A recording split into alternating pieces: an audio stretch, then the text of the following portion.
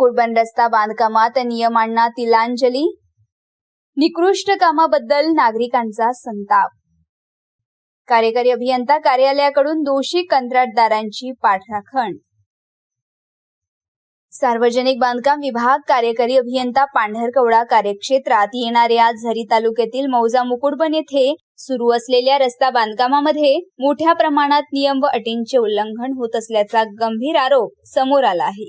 कोट्यवधी रुपयांच्या या कामात निकृष्ट दर्जाचे काम होत असल्याची चर्चा नागरिकांमध्ये सुरू असून सार्वजनिक बांधकाम विभागाच्या दुर्लक्षेमुळे कामावर कोणतेही नियंत्रण राहिले नसल्याचे चित्र दिसत आहे.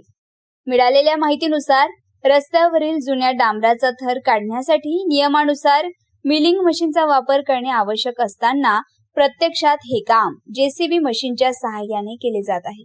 त्यामुळे रस्त्याचा पृष्ठभाग पूर्णपणे सैल होत असून त्यावर टाकण्यात येणारे सिमेंट कॉन्क्रीट निकृष्ट दर्जाचे होण्याची शक्यता व्यक्त केली जात आहे. तज्ञांच्या मते अशा पद्धतीने पृष्ठभाग तयार केल्यास रस्त्याचे आयुष्य कमी होते आणि काही वर्षातच रस्ता पुन्हा खराब होण्याची शक्यता वाढते. सदर काम जेपी कन्स्ट्रक्शन कंपनीला देण्यात आले असल्याचे सांगितले जात असले तरी प्रत्यक्षात हे काम दुसऱ्या कंत्राटदारामार्फत करण्यात येत असल्याची माहिती समोर आली आहे. निवेदनातील अटी व करारनाम्याचे उल्लंघन करून काम पुढे नेले जात असल्याचा आरोप स्थानिकांकडून करण्यात येत आहे.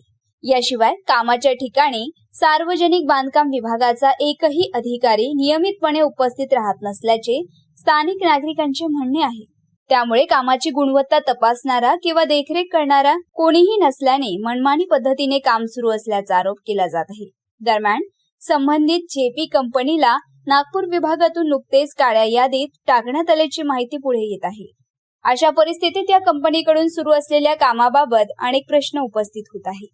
या संपूर्ण प्रकारामुळे स्थानिक नागरिकांमध्ये तीव्र नाराजी व्यक्त केली जात असून प्रशासनाने तातडीने चौकशी करून निकृष्ट दर्जाचे काम थांबवावे आणि दोषींवर कारवाई करावी अशी मागणी होत आहे.